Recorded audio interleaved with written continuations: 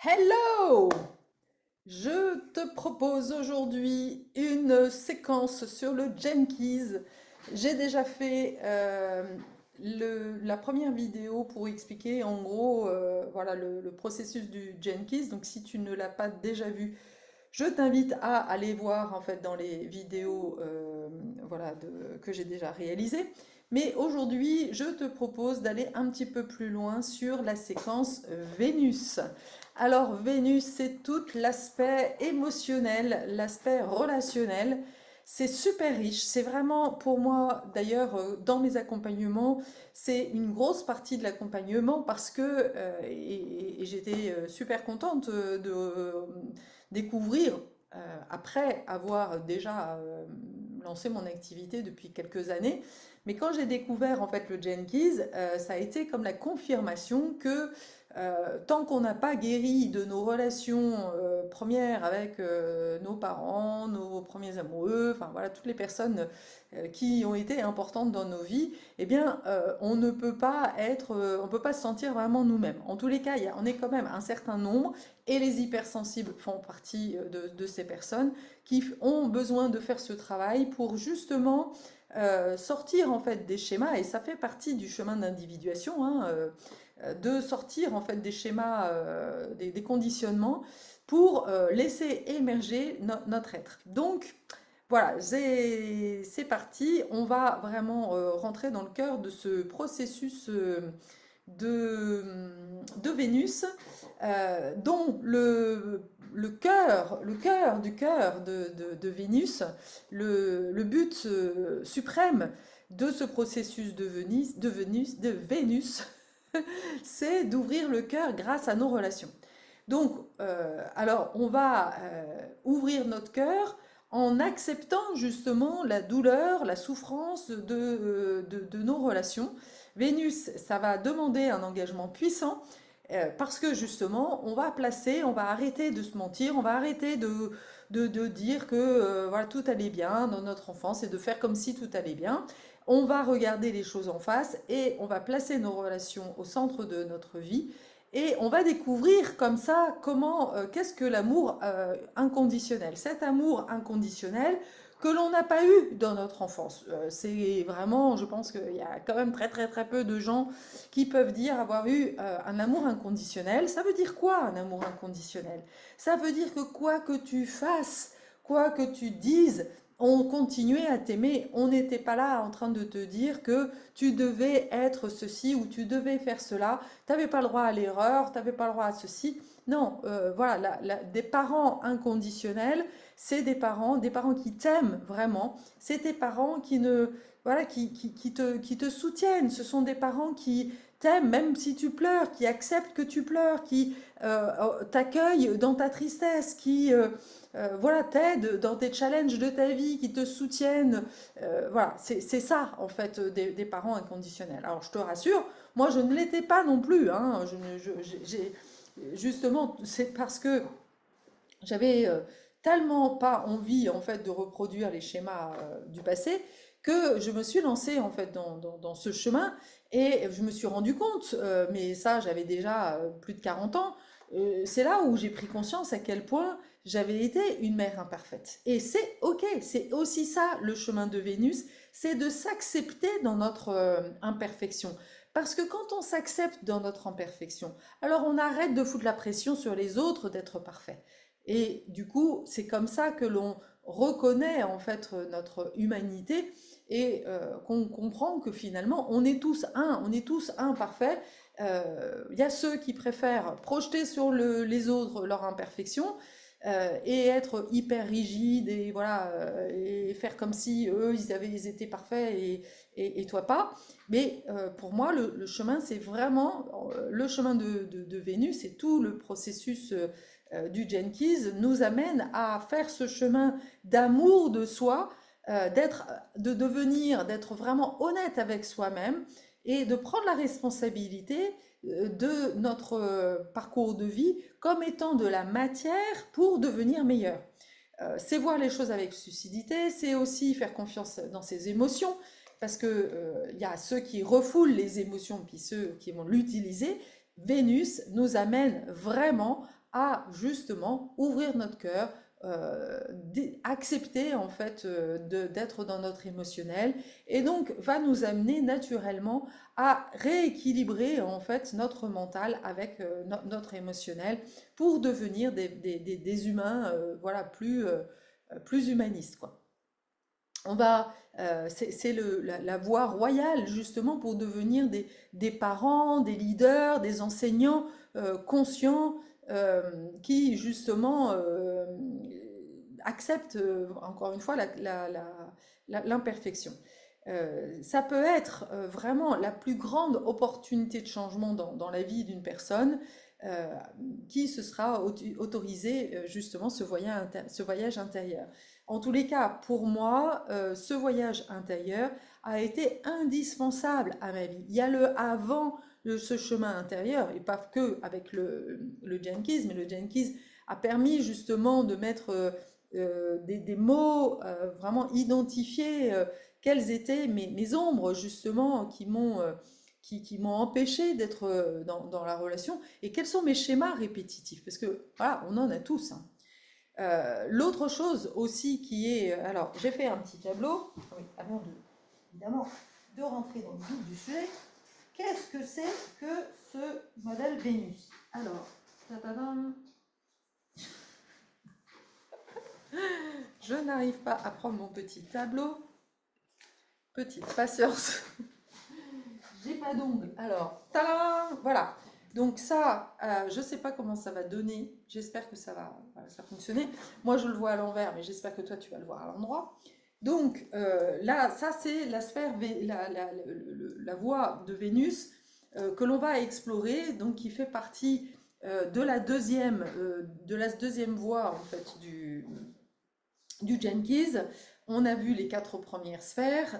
Encore une fois, je t'invite déjà, si tu ne l'as pas fait, que tu arrives là-dessus, que tu te dis, mais c'est quoi ce truc-là? Voilà, tu vas sur jenkins.com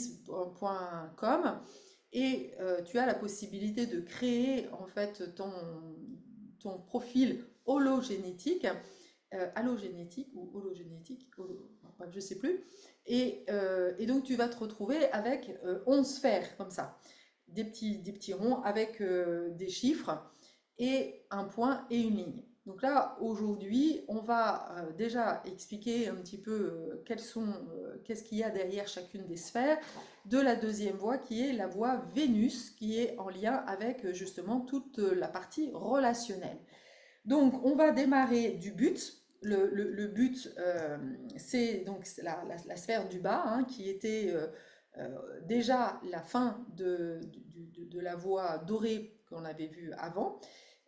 Ça, c'est le but de ta vie. On va voir exactement au niveau relationnel de quoi il s'agit, puisque c'est aussi le départ, c'est la fin de la voie dorée et c'est le début de la voie relationnelle. Et on va aller à la sphère attraction. Et donc déjà ce chemin-là, c'est la voie du dharma. On va voir exactement de quoi il s'agit. Ensuite, attraction, il y a le IQ. IQ, c'est le quotient intellectuel. Le EQ, qui est le quotient émotionnel. Le quotient spirituel. Et enfin, le noyau, le cœur, comme on peut dire.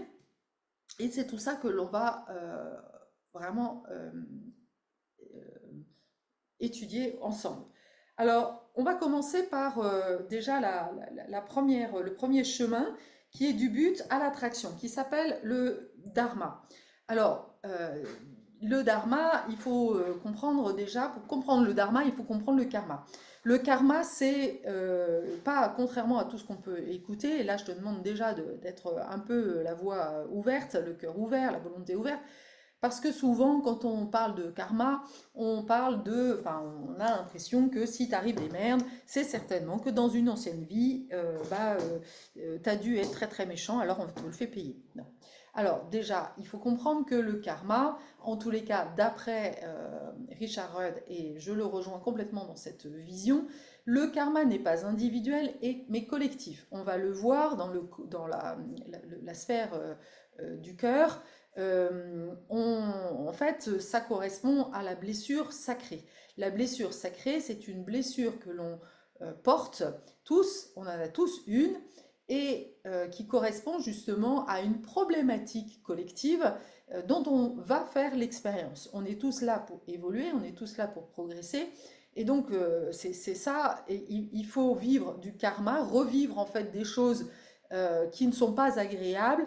Et c'est le fait de mettre de la pression sur un sujet bien en particulier. Tu vas souffrir de quelque chose qui va t'obliger à faire ce chemin, par exemple Vénus ou autre, en tous les cas un chemin d'introspection, qui va te pousser justement vers ton dharma. Le dharma, c'est le côté positif, c'est justement ce que l'univers veut que tu vives, mais qui est positif. C'est le positif du négatif, c'est le bon côté des choses. C'est ta leçon de vie, c'est ce vers quoi tu dois aller, et c'est l'expression de ton toi potentiel, c'est le fameux potentiel de vie, la renaissance, voilà, c'est le fameux phénix qui renaît de ses cendres. On est complètement là-dedans. Attention, ce n'est pas le dharma, n'est pas un rêve mental. C'est pas, voilà, moi mon dharma, c'est de vivre dans une grande maison, d'être très riche, etc. Non, pas du tout. C'est l'œuvre de ta vie qui va se révéler au fil de l'eau et qui est l'expression de ton soi. Voilà, c'est que la vie, en fait, c'est ce que tu as choisi de vivre, mais que tu as souvent oublié. Et donc, c'est bien ça le défi de la vie, c'est de ne pas céder aux tentations de la société ou de tous les appels des uns et des autres, de dire, ah ben non, mais tu devrais faire ci, tu devrais faire ça. Non, c'est t'écouter toi, en fait, c'est vraiment ça. Donc, le chemin du Dharma va mettre en lumière des forces inconscientes, et là, on est complètement dans la sphère de l'attraction. Ce sont toutes les forces inconscientes qui vont s'activer, et toutes les relations que tu vas rencontrer qui vont te permettre justement de travailler ton Dharma. Donc, c'est ça qui est déjà hyper intéressant dans ce modèle-là, c'est de voir que finalement, dans la vie, toutes nos relations sont très utiles, et surtout les pires. Celles qui sont les plus difficiles sont les plus apprenantes. Donc on va utiliser nos relations comme des révélateurs déjà de nos croyances et de nos déséquilibres, de nos excès. Si par exemple, je dis n'importe quoi, tu as vécu une perte, la perte d'un parent, que tu as manqué d'un père, bon, il y a de grandes chances que ce manque de père va faire que tôt ou tard, tu vas devoir développer une autre représentation du père intérieur. Si, je dis n'importe quoi, tu as été abandonné, bon, voilà, si tu as été abandonné, eh bien, c'est que tu vas devoir faire l'expérience, tu es venu certainement faire l'expérience de l'amour de soi et du lien aux autres, mais pas dans l'excès, en fait, de sortir de la dépendance affective, par exemple, un exemple. Donc, toutes nos relations vont justement te permettre de rééquilibrer et de faire évoluer les choses.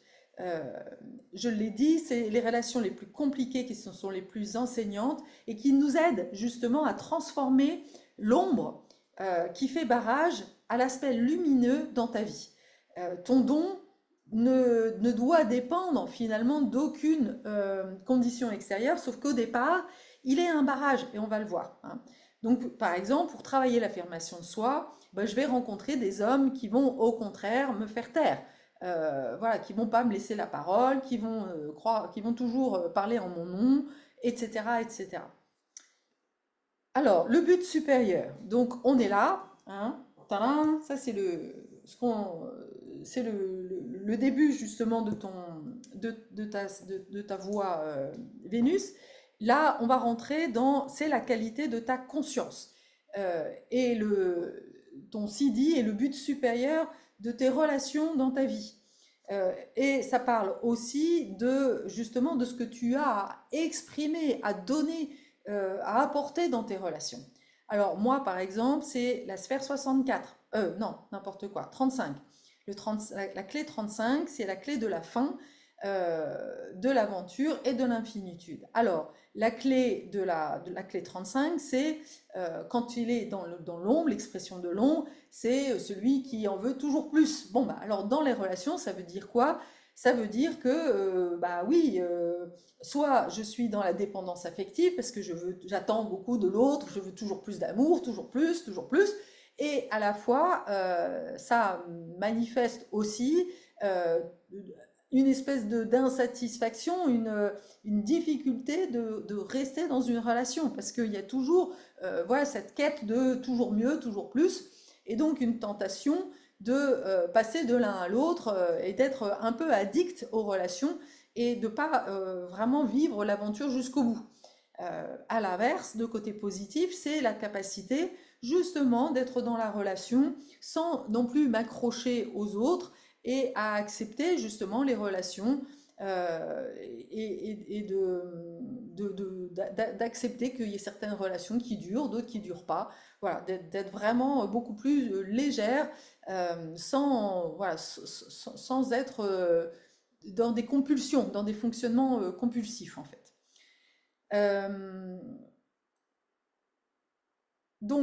quand on est dans la sphère Vénus et dans le but supérieur, le but va être justement d'ouvrir encore une fois plus de cœur, plus de l'ouverture de cœur. Et quand ça veut dire que dans l'expression de l'ombre, c'est l'expression qui est sans cœur. Si je suis pas connectée à mon cœur, si j'ai peur en fait de la relation, bah, c'est sûr que je vais être addict en fait à l'amour, mais je ne vais pas vraiment vivre une relation amoureuse. Et voilà, une fois que j'ouvre le cœur, j'accepte justement l'aventure de l'amour et je vais apprendre aussi à m'aimer, à aimer l'autre sans dépendance en fait et me respecter en fait.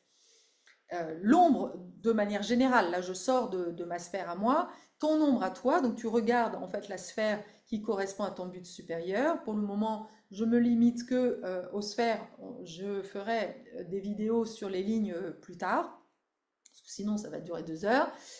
Donc déjà, l'ombre de ton but supérieur parle d'une grande difficulté dans tes relations. Comme moi, voilà, la grande difficulté dans mes relations, c'est l'instabilité. C'est l'impossibilité, la difficulté à la fois au début, ça a été dans un mariage où je n'arrivais pas à me décrocher, et après, ça a été au contraire, je n'arrive plus à m'attacher.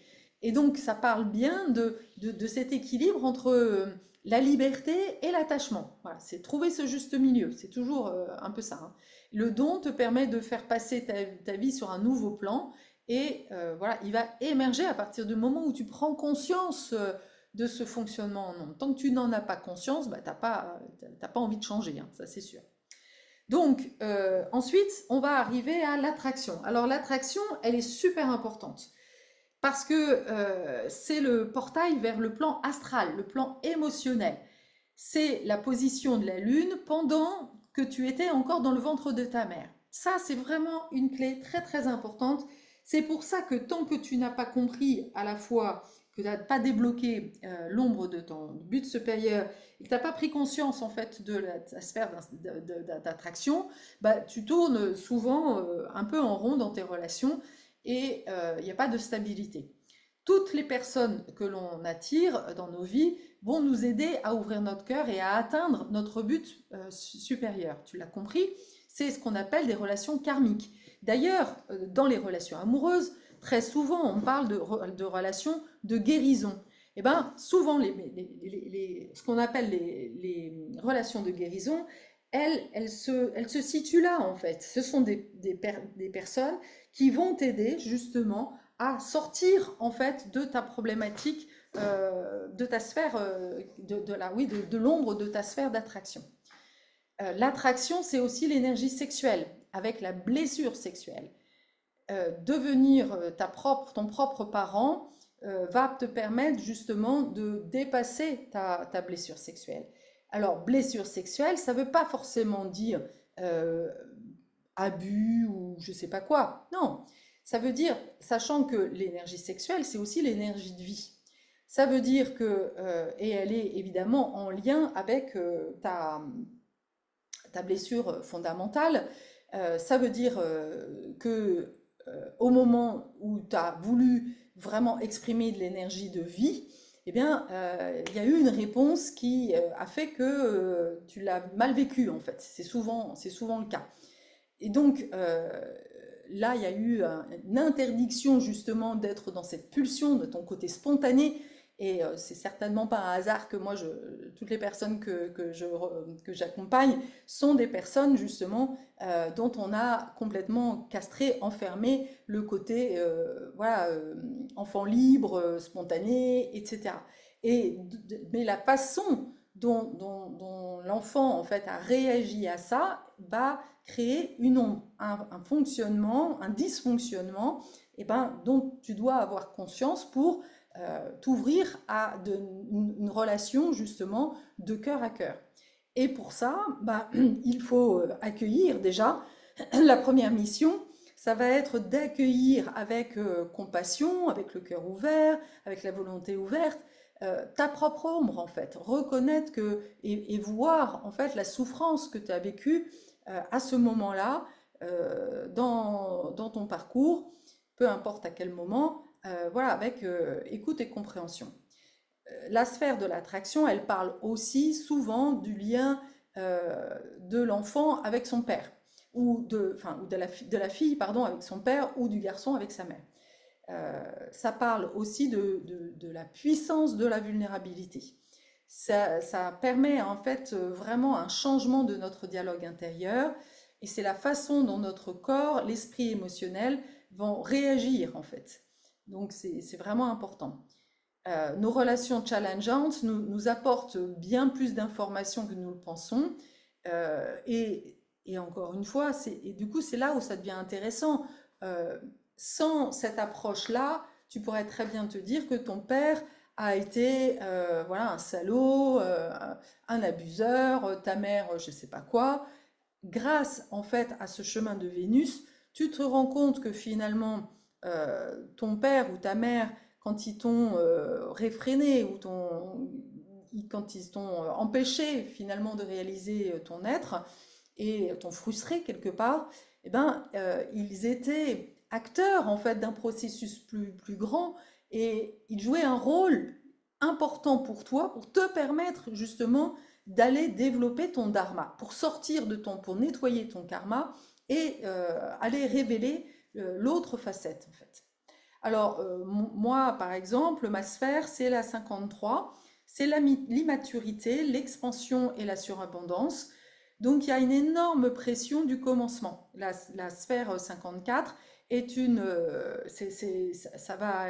Il y a vraiment, on donne une impulsion puissante à tout ce qui est nouveau. Il y a voilà, ce truc, cette pulsion qui est là. Mais, eh ben, comme elle a été arrêtée, justement, je te parlais de cette pulsion, de la façon dont cette spontanéité a été vécue, en fait, moi, je n'ai pas été soutenue en fait dans mes énergies de vie, voilà, dans mon côté justement un peu exubérant, hyperactif, etc.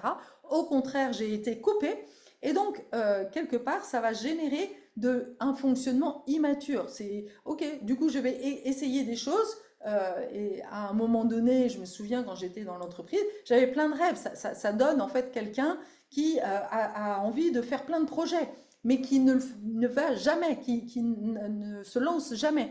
Et donc, voilà, c'est aussi une clé très importante quand on veut devenir entrepreneur, parce que dans l'entrepreneuriat, eh bien, ça va être aussi une clé à transcender, en fait. Voilà, je veux être entrepreneur, mais je fais un pas et après je reviens parce qu'il n'y a pas d'énergie. Et donc là, clairement, et c'est ça qui est génial en fait avec ce modèle-là, c'est de cette faiblesse, en fait, eh ben, j'en ai fait un business. Parce que vu que j'ai compris au bout d'un moment, vu que j'ai mis quand même 14 ans avant de vraiment me lancer et d'accepter justement cette mécanique et ce besoin d'être accompagnée, j'ai fini en fait par devenir celle que j'aurais voulu avoir à mes côtés pour m'encourager, pour me dire mais vas-y, je crois en toi. Parce que j'ai compris que sans cette énergie d'accompagnement, je m'essoufflais en fait. C'est très compliqué de se lancer dans des nouveaux projets, peu importe que ce soit en fait, si tu n'as personne qui croit en toi. Donc ça parle vraiment oui, de soutien et d'enclencher en fait un processus.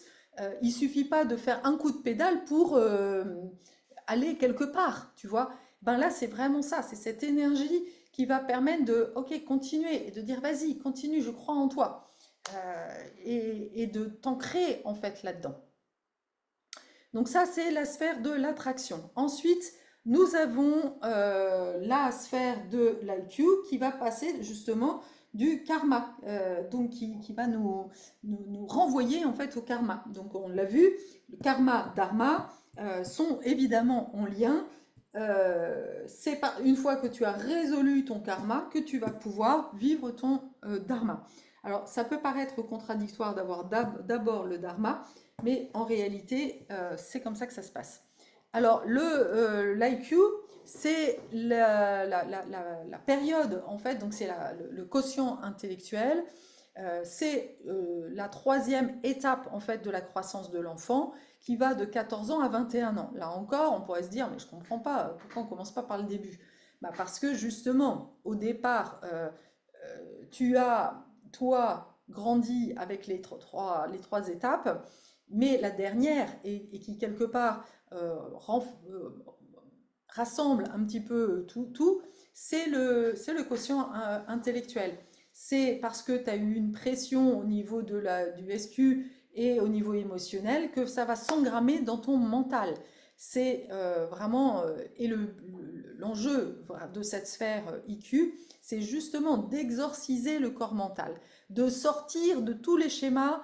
Et donc, on comprend bien que comme c'est celui qui, aujourd'hui, surtout dans notre société, a le plus le contrôle, bah, si tu commences pas en fait par travailler à déconstruire en fait le mental va faire résistance. Donc, ça paraît logique.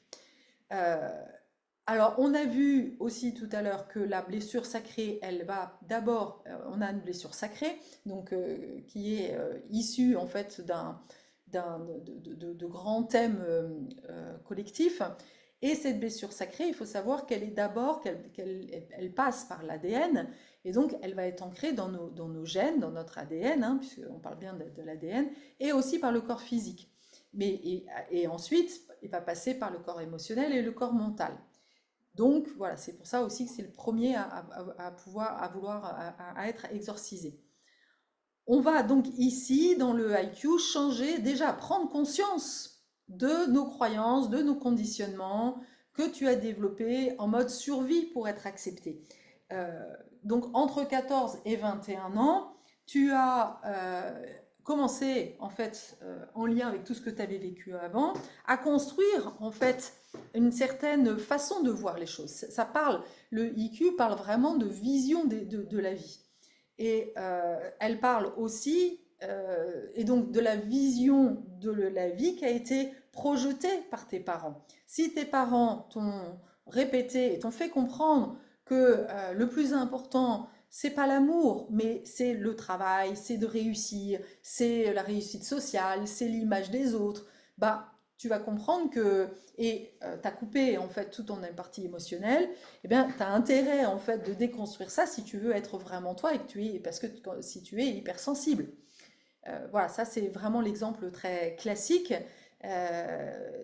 Souvent c'est à ce moment-là où on prend conscience de pourquoi on pense tout le temps, pourquoi on est tout le temps en mode automatique à vouloir chercher des informations, mais c'est simplement que finalement ça a été un mode de survie qui a été développé de manière complètement inconsciente pour répondre en fait au schéma, aux valeurs d'une société entière.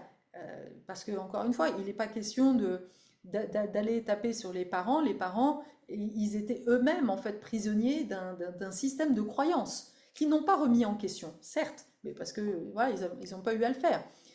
Là, si tu te retrouves ici, c'est certainement que ce modèle, ce modèle de valeur ne te correspond pas. Et donc, c'est pour ça qu'il y a besoin de déconstruire ça, de comprendre que Oui, ça c'était le modèle de croyance de tes parents. Tu n'es pas obligé d'y croire.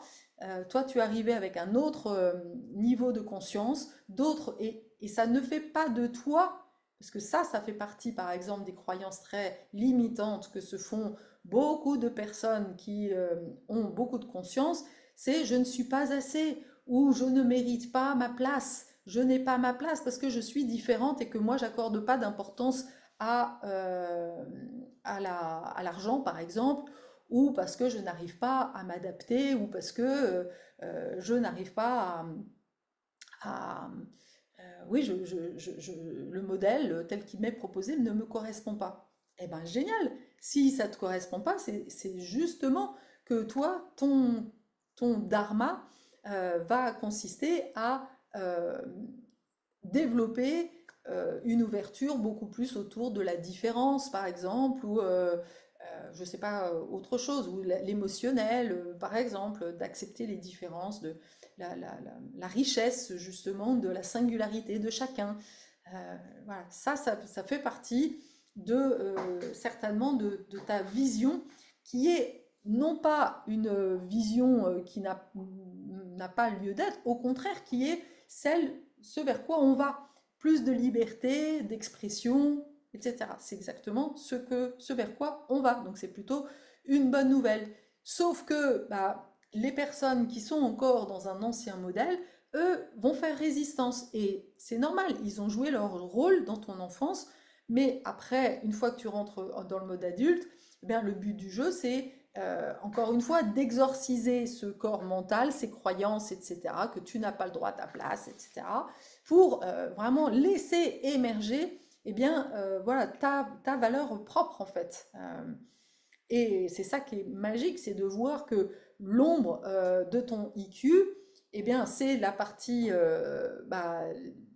avec les peurs, ta façon dont tu as réagi en fait à cette pression, mais que le don, là, quand tu vas voir ton don, tu vas voir à quel point ça parle d'un talent en fait que tu as à révéler au monde en fait. Et c'est pour ça que c'est super important de travailler sur ce relationnel, puisque il fait partie des talents que nous avons aussi à développer dans notre vie. Donc si on ne travaille pas dessus, on reste dans l'ombre et du coup on reste avec nos croyances limitantes à nous plaindre et à pas exprimer notre plein potentiel. J'espère que tu comprends l'intérêt de la chose, tu vois.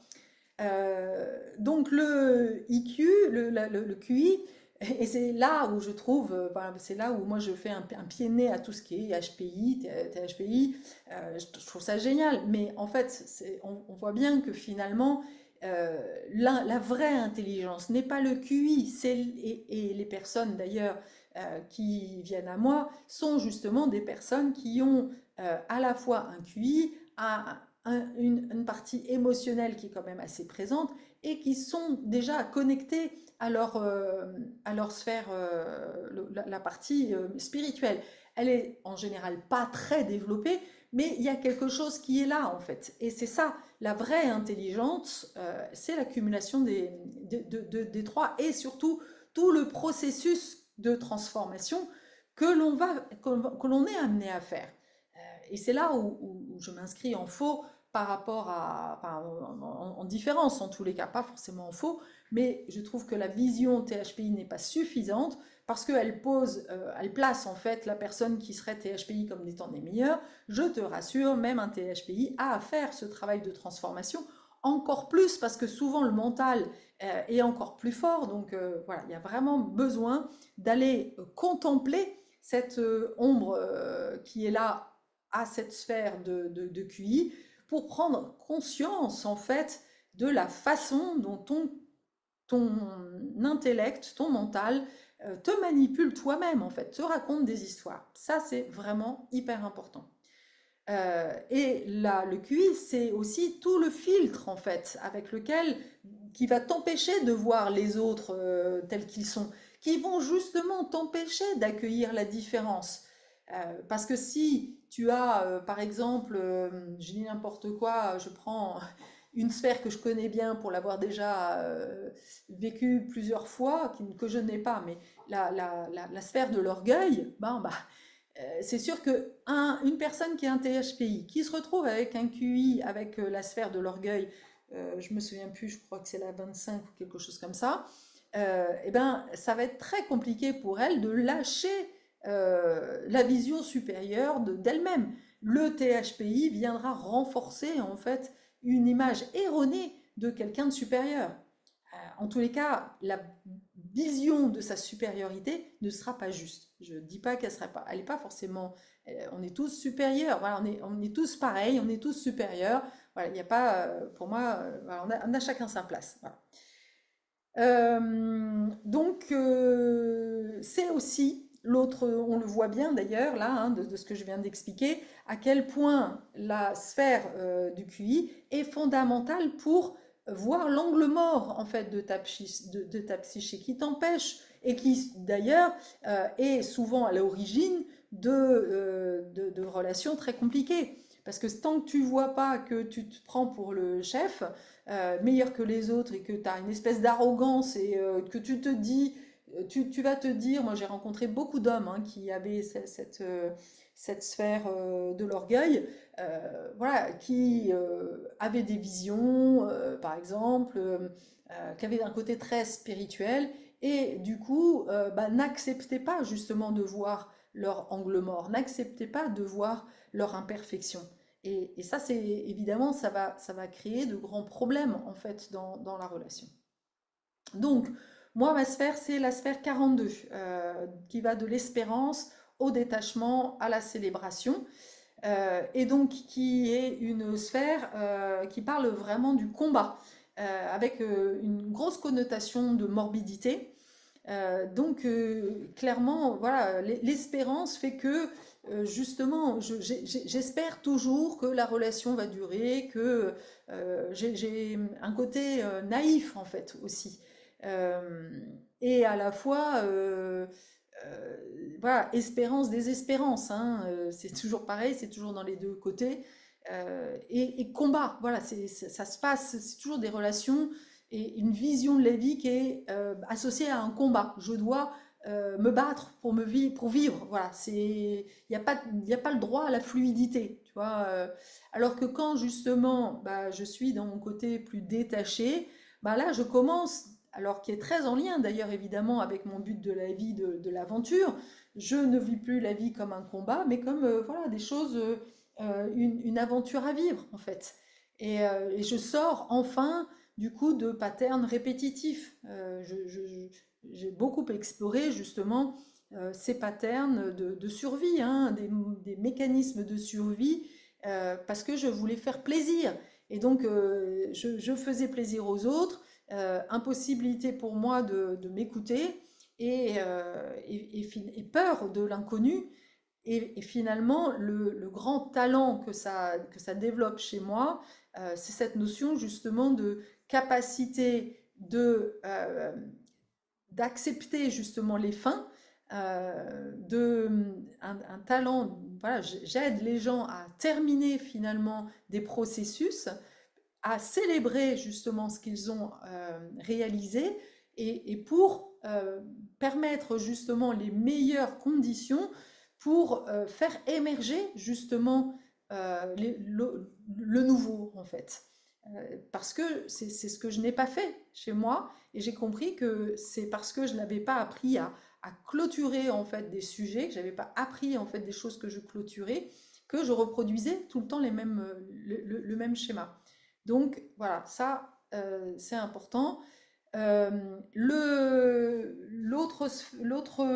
voie qui est importante aussi, donc c'est la voie entre le QI et le QE, qui s'appelle la voie du challenge, et justement qui indique, comme je le disais tout à l'heure, que la vraie intelligence, c'est finalement l'équilibre entre la partie intellectuelle, la partie émotionnelle et la partie spirituelle.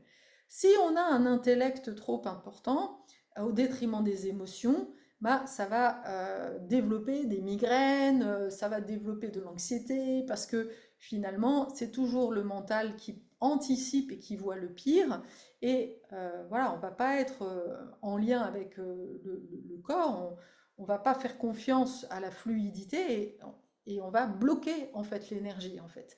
Je rappelle que la sphère, le corps mental, c'est l'élément air. Voilà, ça tourbine, quoi. Mais ça tourbine, il n'y a rien de concret, en fait. À l'inverse, le côté émotionnel, c'est l'eau. Donc, si l'eau ne peut pas circuler, s'il y a trop d'intellect et pas assez d'émotionnel, ça peut pas, voilà, on peut pas faire de deuil, on peut pas passer à autre chose, tu vois. Donc, c'est vraiment hyper important de trouver cet équilibre-là. À l'inverse, s'il y a trop d'émotionnel, bah voilà, ça fait flof flof. Voilà, on reste englué dans le côté émotionnel voilà, on ne peut pas passer à d'autres choses en fait.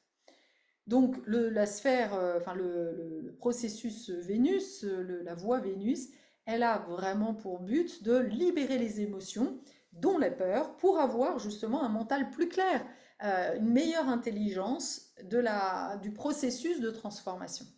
Et surtout, le but, pour moi, premier, en fait, c'est de passer du modèle de réaction, qui est à chaque fois voilà, le mécanisme de l'ombre, au mode, bah, tiens, comment je peux fonctionner avec l'autre, mais tout en restant connecté, voilà, sans être voilà, coupé de mon cœur.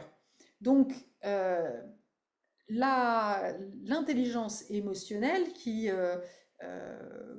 voilà, la voie du challenge va nous aider à aller explorer un petit peu la voie de l'émotionnel.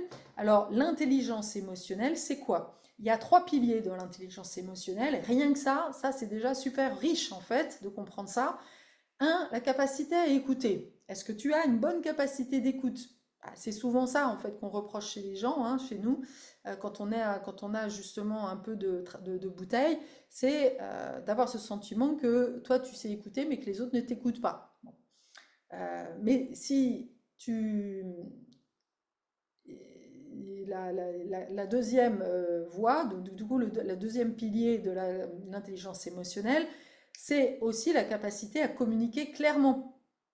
Et très souvent, c'est parce qu'on ne se connaît pas, que justement on n'a pas suffisamment travaillé sur nous, qu'on n'a pas les idées claires, qu'on n'a pas une vision de nous-mêmes claire et qu'on n'ose pas prendre la parole.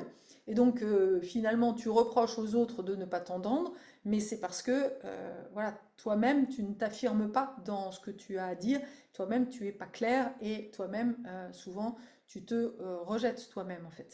C'est souvent voilà, de l'énergie inconsciente qui se manifeste. Le troisième pilier de l'intelligence émotionnelle, c'est la capacité à assumer la responsabilité des émotions.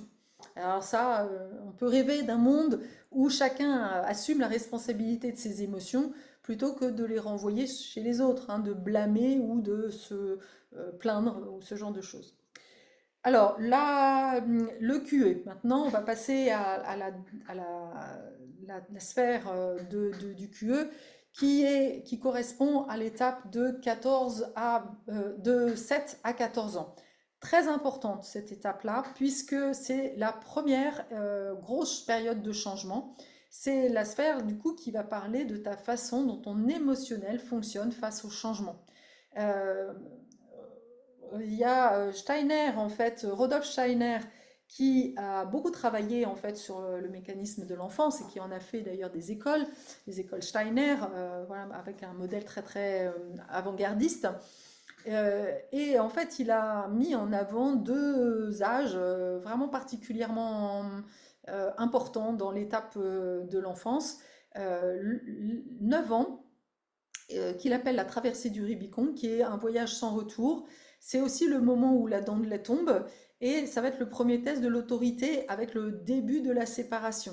Donc c'est vraiment le début tout début de la puberté. Et ensuite 11 ans qui est là une opposition vraiment beaucoup plus forte du conditionnement comme étant le début de la construction justement du moi, de la conception voilà, je commence à affirmer en fait ma vision des choses. Euh, Prenons un exemple radical et volontairement exagéré. Le parent, tu es un parent qui a compris, enfin, qui a une vision de la vie très orientée sur les devoirs, le travail, etc. Et ton enfant, lui, bah, il passe sa vie à faire des jeux vidéo.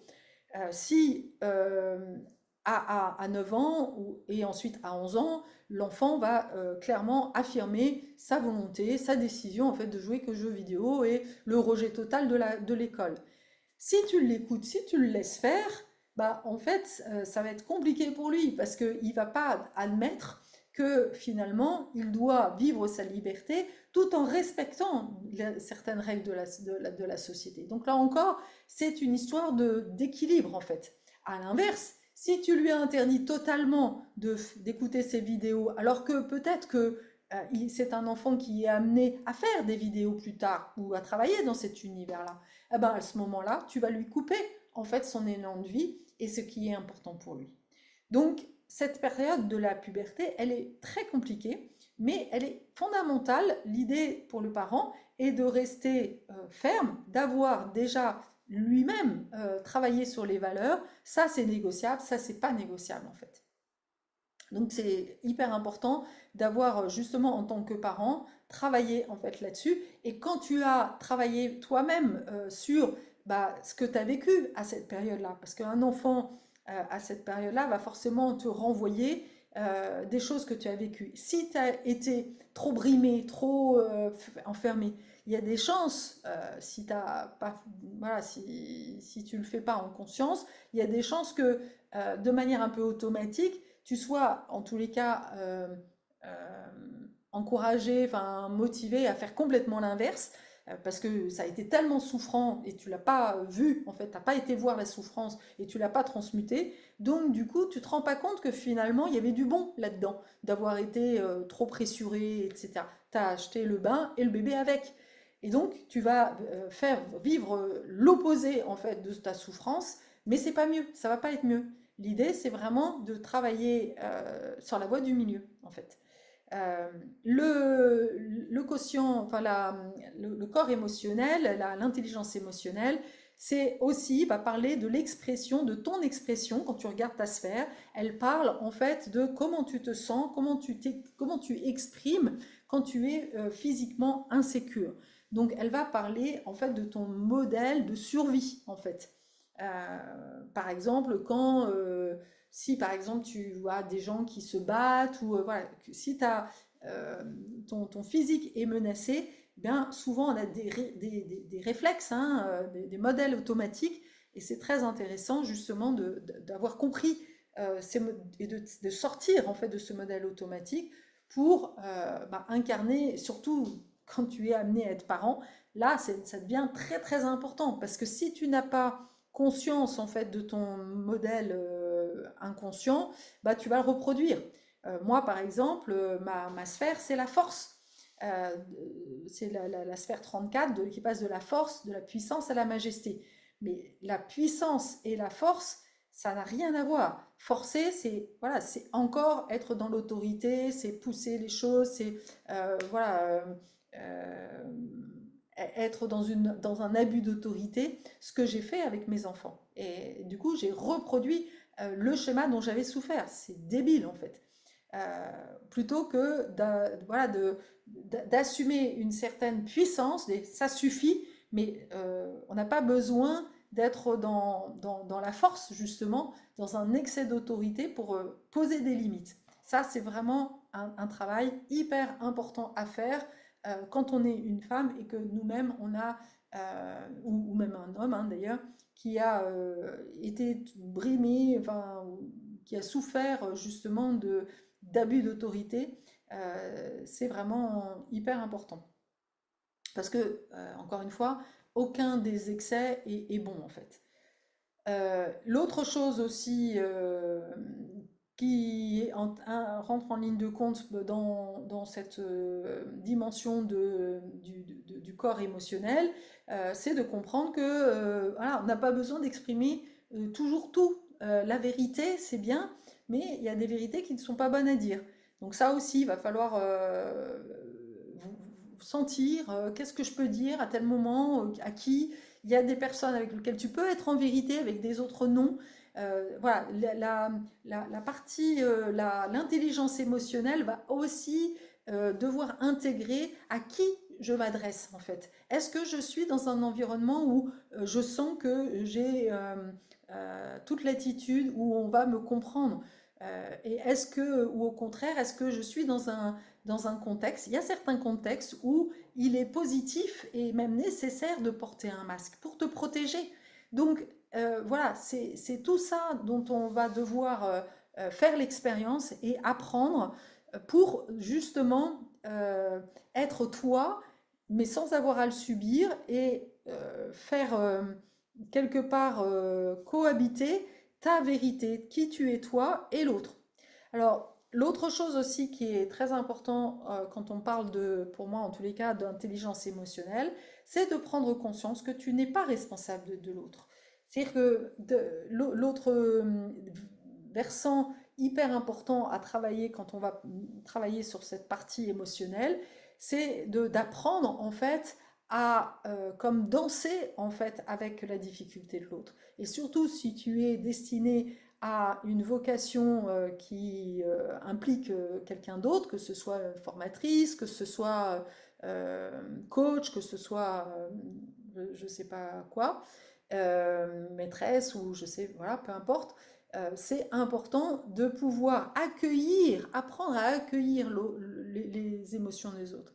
Et dans cette sphère-là, quand on commence à aller en fait dans l'intelligence émotionnelle, il s'agit justement de pouvoir accueillir ses propres émotions. Et plus tu vas accueillir tes propres émotions et apprendre à alchimiser tout ça, eh bien, ça va devenir un automatisme aussi pour les autres. Tu vas accepter, c'est parce que tu vas transmuter en fait la colère, par exemple. Imaginons que, on va prendre un exemple. Imaginons que à 11 ans, tu aies manifesté une énorme colère pour justement t'opposer à ton père ou à ta mère et que voilà, là, tu as pété le câble et que en réponse à ça, ta mère t'a envoyé en pension et où tu as souffert le martyre, où ça a été une expérience très très compliquée. Bon, bah, tu comprends qu'avec une expérience comme ça, bah, va y avoir en fait un espèce d'automatisme de bâillonner en fait ta colère. L'expérience a été tellement souffrante, la réponse en fait qu'on a donnée à cette expérience qui est encore une fois quelque chose de très naturel, hein, comme l'expression de ce moi-je, la réponse que tu as reçue a été tellement violente que du coup, bah, ça va être très très compliqué d'aller exprimer ta colère. Sauf que bah, si elle ne s'exprime pas de manière naturelle, bah, tu risques de générer beaucoup de conflits. Les personnes que tu vas attirer dans tes relations amoureuses, bah, va y avoir voilà, tout le temps ce conflit. Donc autant le régler avant pour apaiser tout ce qu'il y a à apaiser et te permettre d'utiliser éventuellement cette énergie de colère, mais voilà, sans péter un câble. Voilà, ça peut être fait de manière douce et ferme. Voilà. Donc ça, c'est vraiment hyper important. Alors, on continue avec la voie de l'amour. La voie de l'amour, c'est la voie de la percée aussi, qui passe du quotient émotionnel à le quotient spirituel. La voie de l'amour, c'est la voie du service et de la dévotion. Euh, c'est quand on utilise notre vie et nos relations comme moteur à notre transformation spirituelle.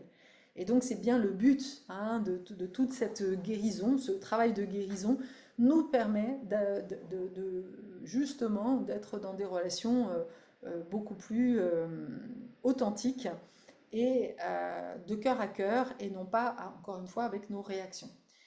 Euh, la question centrale de la voie de l'amour, c'est quelle importance donnes-tu à l'amour dans ta vie? Et je pourrais dire aussi quelle importance a-t-on donné à l'amour dans ton enfance? Et très souvent, on a une vision erronée déjà de ça. Parce que l'enfant, lui, il veut protéger son père et sa mère et il construit une image idyllique. Il se dit que lui, il n'a pas donné ce qu'il faut. Imaginons un enfant qui n'a pas été complètement aimé ou voilà, à qui on a reproché des choses, il va se dire que c'est lui qui n'est pas assez. Il ne va jamais critiquer ses parents. Donc ce travail de reproche, de vision critique, il n'est pas question de critiquer les parents, mais d'être sceptique, d'avoir une vision critique sur ah bah ça ils ont fait bien, mais ça m'a fait souffrir. Et donc à partir du moment où j'ai une vision beaucoup plus lucide sur la façon en fait dont j'ai été élevée, bah, je peux devenir un meilleur parent et ça va devenir justement l'objectif, c'est voilà, de ne plus dépendre de mes parents pour m'autoriser à faire autrement.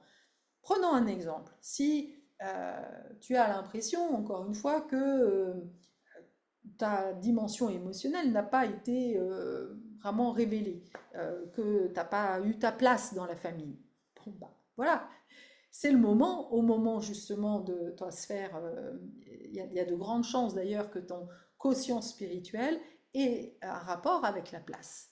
Donc tu comprends à ce moment-là qu'il te fallait bien souffrir d'un manque de place pour pouvoir comprendre l'importance en fait de la place dans une incarnation et ainsi eh bien, proposer une activité où en fait tu vas redonner la place à chacun dans leur parcours. C'est un exemple. Donc, on va passer au quotient spirituel qui est donc l'étape de 0 à 7 ans. C'est une sphère fondamentale puisqu'elle correspond, là, vraiment, là, tu as le cœur de ton être, c'est ton essence. C'est le moment entre 0 et 7 ans.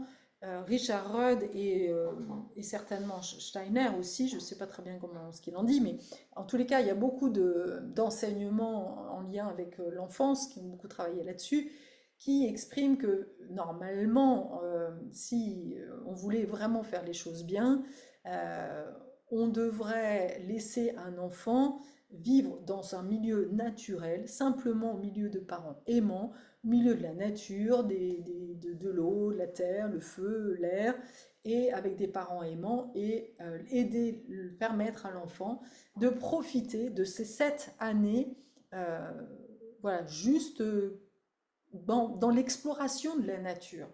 Mais qu'il est contre nature de mettre un enfant sur un banc, qu'il est contre nature d'apprendre, de forcer un enfant à écrire, déjà de lui mettre des notes, de le mettre déjà dans un modèle de compétition, ça c'est complètement contre nature.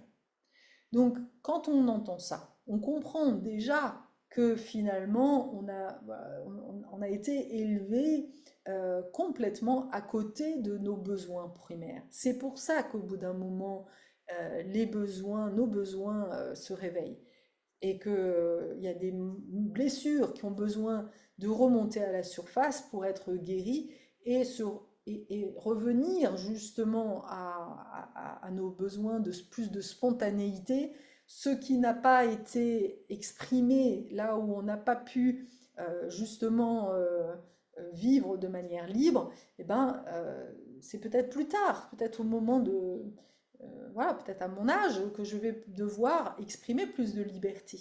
Mais il y a en tous les cas un besoin de rééquilibrer les choses. Et c'est l'accueil, en tous les cas, de ces manques, l'accueil de tout ce qui ne nous a pas été donné, qui permet l'émergence finalement de notre âme. Et c'est pour ça que le chemin de guérison, il est vraiment hyper important. Alors pour résumer, on a vu que le quotient intellectuel était l'angle mort au niveau de notre psyché et que voilà, elle va concerner plutôt le côté psychologique. Le quotient émotionnel, on a vu qu'elle est plutôt en lien avec l'idéologie, l'émotionnel. Et le SQ, lui, il est plutôt en lien avec la mythologie et le rôle de l'inconscient dans notre chemin de vie. Et c'est pour ça aussi que c'est le dernier finalement de cette étape, parce que vivre une vie mythique, c'est justement suivre en fait une espèce de logique qui nous amène à faire ce travail de guérison et à apprendre de nos erreurs et à suivre son bonheur. Le bonheur n'étant pas en lien avec la notion de plaisir, même si évidemment, si c'est lié, tant mieux. Mais le bonheur, c'est la transcendance de la souffrance, nous dit Richard Rudd. Donc vivre comme une héroïne dans le drame de ta vie, c'est ça finalement, vivre une vie mythique.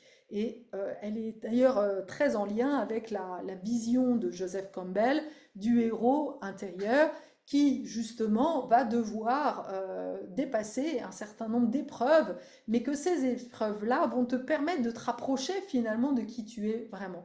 Donc c'est comme si finalement le film de notre vie était comme un film. Voilà, un film au début, ça se passe pas bien, et puis au fur et à mesure, il y a des choses qui se passent mieux, ou l'inverse, peu importe.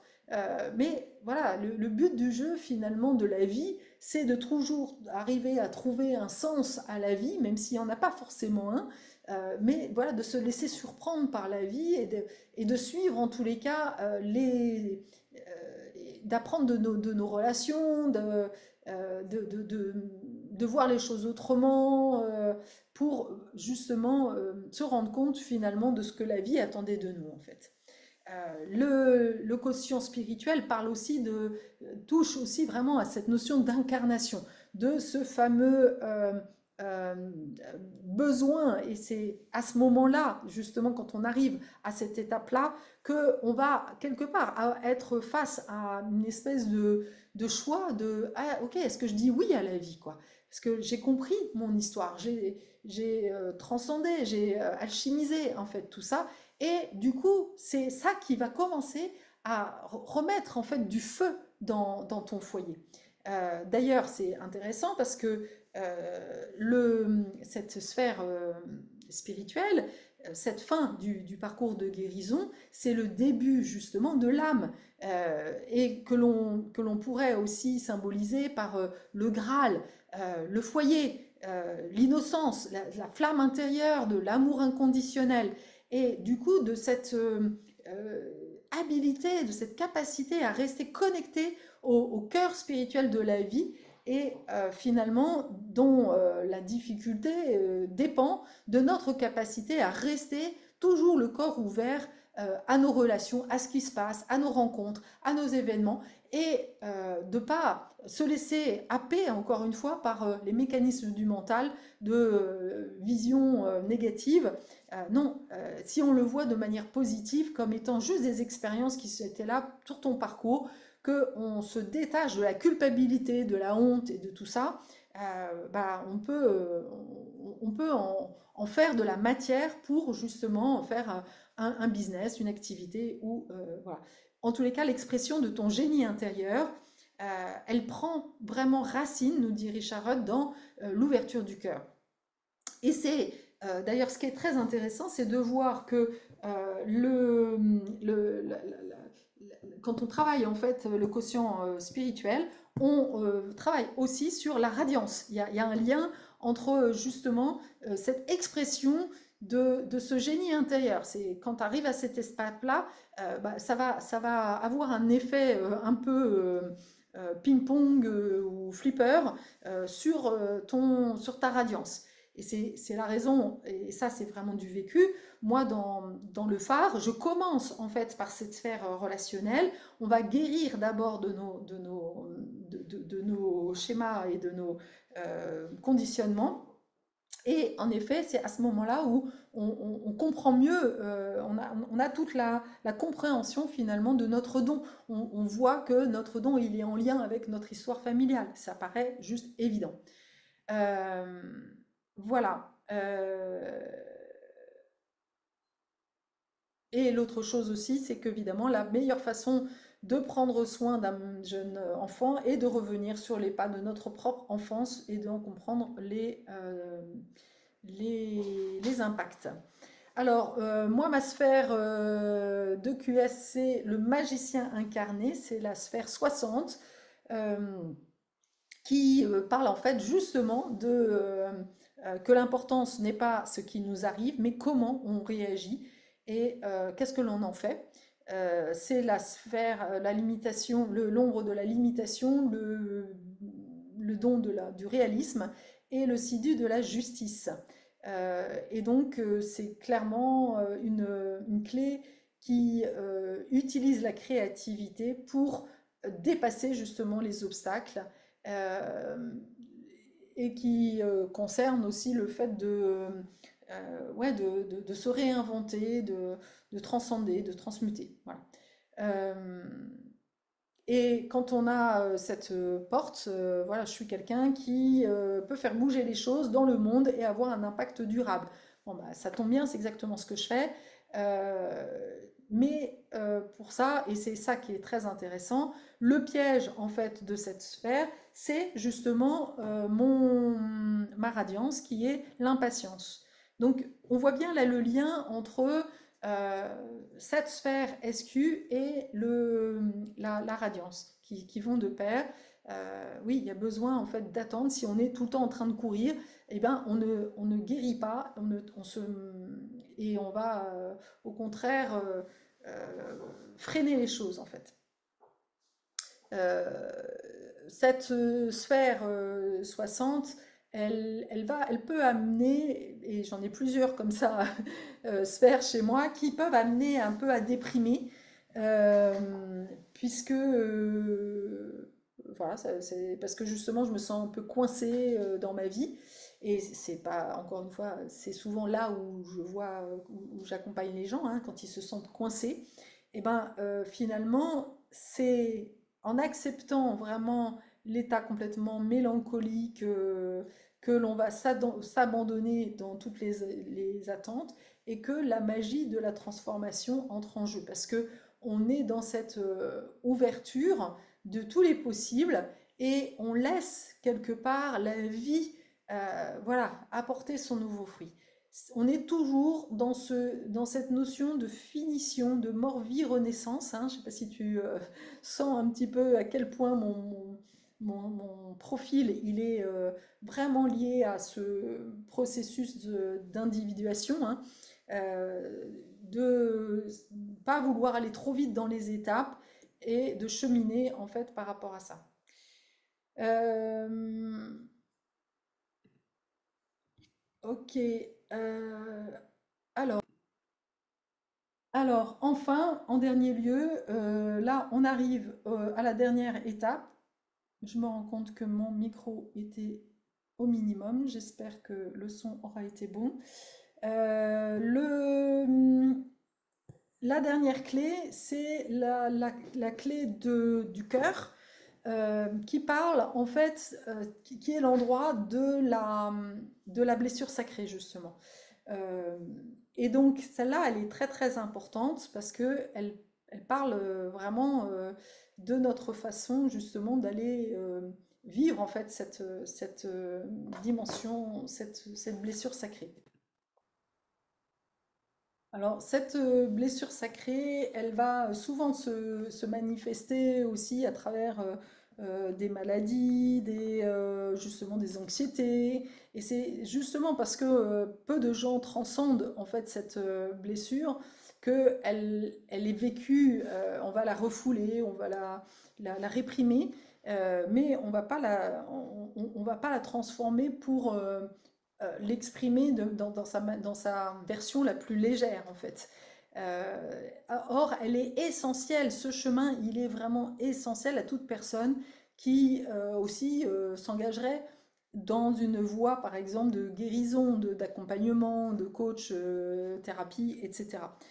Ça fait vraiment partie des choses à comprendre, en fait.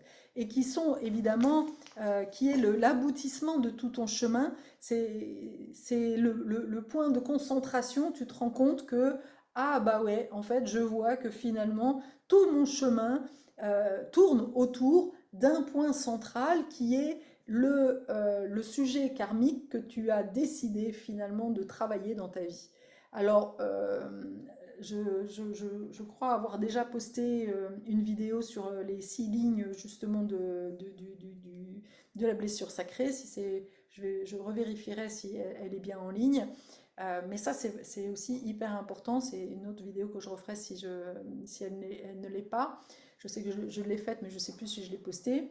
En tous les cas, en tant que personne, individu, c'est aussi hyper important d'aller regarder cette blessure et ta sphère pour pouvoir comprendre vraiment bah, le thème central en fait de ta guérison intérieure.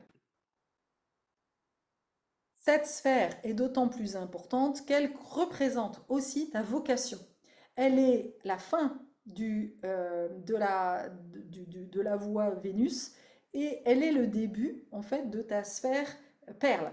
La sphère, enfin la voie perle, c'est le chemin que je traiterai voilà, peut-être demain, qui parle justement de ta voie professionnelle. Et donc, c'est là où on comprend que une fois qu'on a contemplé toutes nos sphères, que l'on a alchimisé, qu'on a compris, qu'on a intégré et appris en fait de nos relations, eh bien ça donne en fait, ça fait émerger en fait une vocation. Euh, on ne peut pas devenir une guérisseuse si on n'a pas souffert. On ne peut pas devenir, je ne sais pas moi, maraîcher, enfin non, je dis n'importe quoi là, ça c'est pas. euh, enfin, voilà, voilà, danseuse, souvent les personnes qui ont par exemple une vocation autour du corps, c'est justement qu'on leur a pas laissé la voix, exprimer la voix. Donc ils ont trouvé un autre moyen d'expression.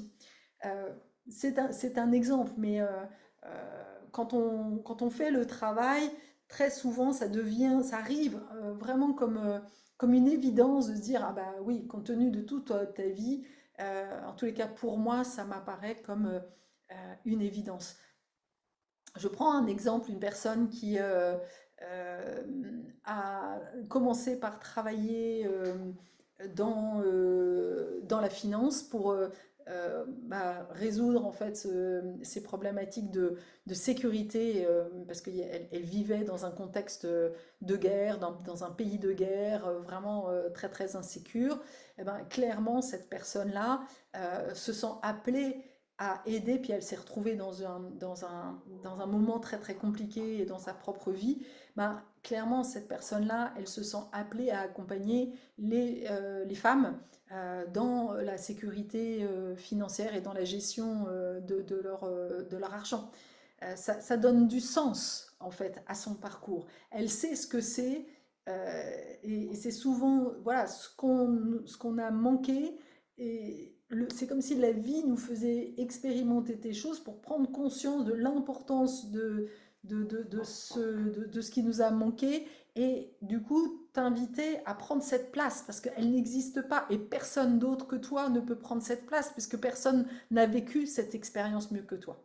Voilà, c'est vraiment et on referme du coup, on fait le lien entre la blessure sacrée et la guérison et voilà la manifestation de manière lumineuse. Voilà, c'est une vidéo qui s'achève. J'espère que ça sera suffisamment audible. Je suis vraiment dégoûtée de me rendre compte que j'avais pas mon son au maximum sur cette vidéo. Tu me diras si je dois la refaire. J'espère que non, parce que c'est un gros boulot. Mais si je dois le refaire, je le referai. Je regarderai moi-même ce qu'il en est. Et en tous les cas, dis-moi comment ça te parle. Ça te semble plus clair? L'importance de travailler sur les relations, de regarder, est-ce que du coup, quand tu as commencé à regarder tes clés, est-ce que ça t'a paru plus parlant en ayant les explications? Est-ce que mes explications sont claires? Voilà, n'hésite pas à me faire tes retours, j'en ai besoin pour m'améliorer, pour me rassurer. Et voilà. Donc n'hésite pas à me donner un peu d'encouragement, à faire circuler, à mettre tes commentaires. Voilà, tout ça, ça peut m'aider à avoir plus de visibilité. Je te remercie et je te dis à bientôt.